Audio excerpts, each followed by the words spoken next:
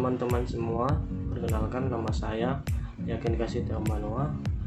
Saya dari Program Studi Pendidikan Matematika F 2017 dan saya akan membahas tentang pengertian sistem aksiomatik, model dan sifat sistem aksiomatik.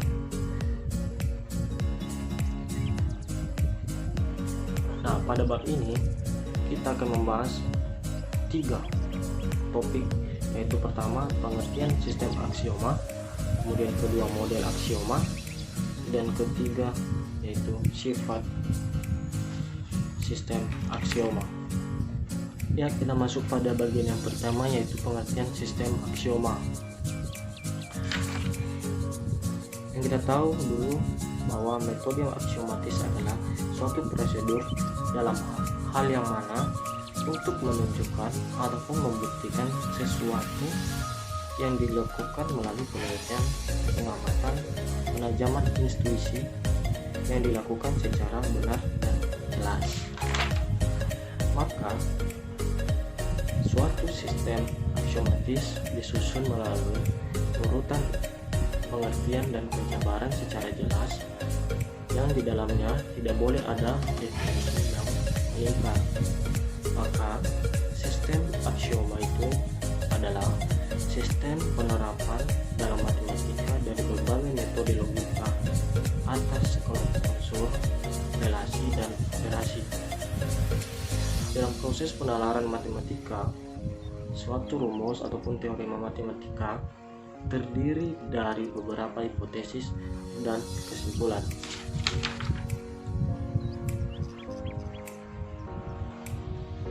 Nah, sistem aksiomatis ini mempunyai macam-macam.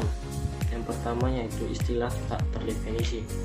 Nah, istilah tak terdefinisi ini merupakan istilah dasar yang primitif yang kita gunakan untuk membangun istilah lain. Artinya, istilahnya sendiri tidak didefinisikan, tetapi dideskripsikan. Contohnya, pada sistem matematika, kita mengenal istilah terdefinisi seperti himpunan, titik, garis, dan bidang. Kemudian yang kedua yaitu istilah terdefinisi. Istilah terdefinisi ini merupakan istilah yang digunakan dalam sistem, bukan istilah dasar, dan dirumuskan dari istilah dasar sehingga mempunyai arti tertentu dan perumusannya menjadi suatu pernyataan yang benar. Kemudian yang ketiga, aksioma atau postulat. Aksioma atau postulat ini merupakan suatu pernyataan yang diandaikan benar pada suatu sistem dan diterima tanpa pembuktian. Itu dia aksioma ataupun postulat. Kemudian yang terakhir yaitu teorema. Teorema ini merupakan suatu pernyataan matematika yang dirumuskan secara logika dan dapat dibuktikan.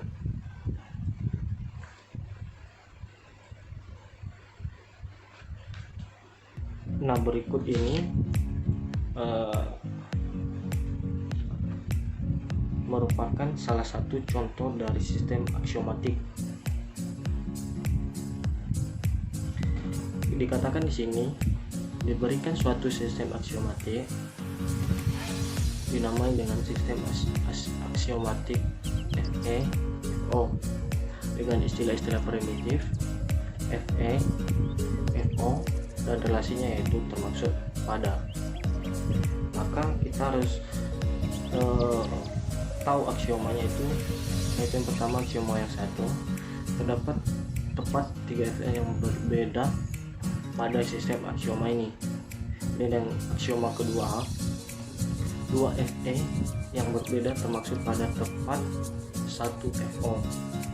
Kemudian yang tiga yaitu tidak semua FE termaksud pada FO yang sama.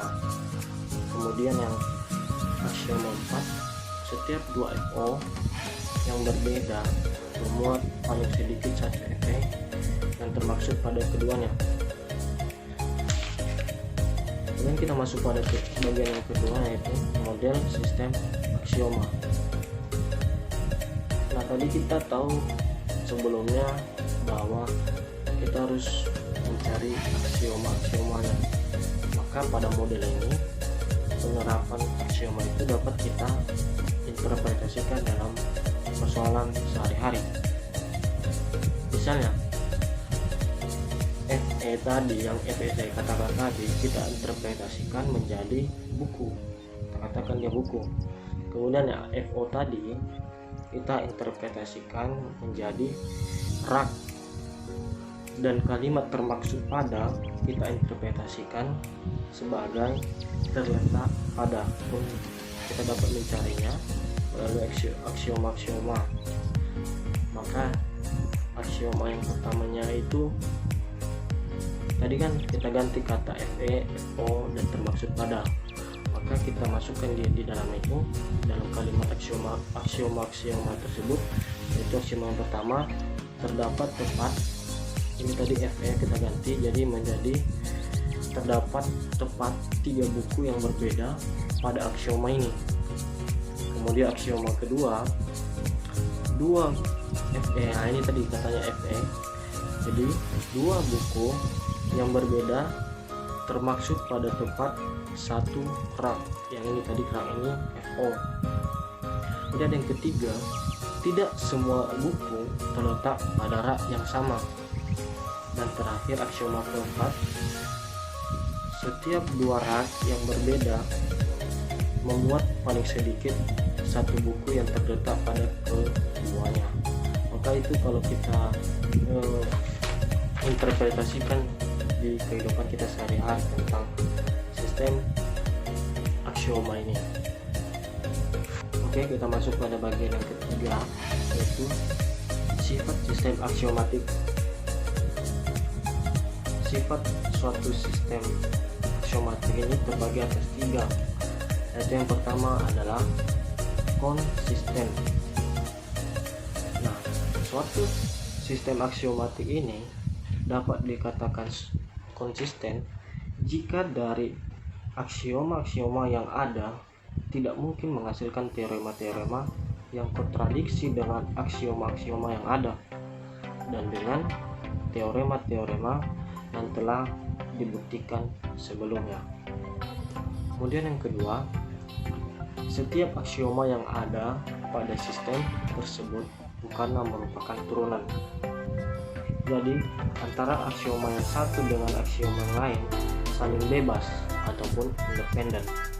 Kemudian yang terakhir yaitu lengkap. Kenapa dikatakan yang terakhir harus lengkap? Karena tidak mungkin menambahkan aksioma-aksioma lain yang konsisten dan independen tanpa menambahkan istilah-istilah yang primitif. Jadi itu merupakan yang ketiga ini merupakan sifat sistem aksiomatik. Oke, kira-kira begitu penjelasan tentang pengertian sistem aksiomatik, model dan sifat sistem aksiomatik. Oke, terima kasih sudah mendukung dan telah menonton. Semoga dapat berguna bagi kita semua. Terima kasih. Salam matematika.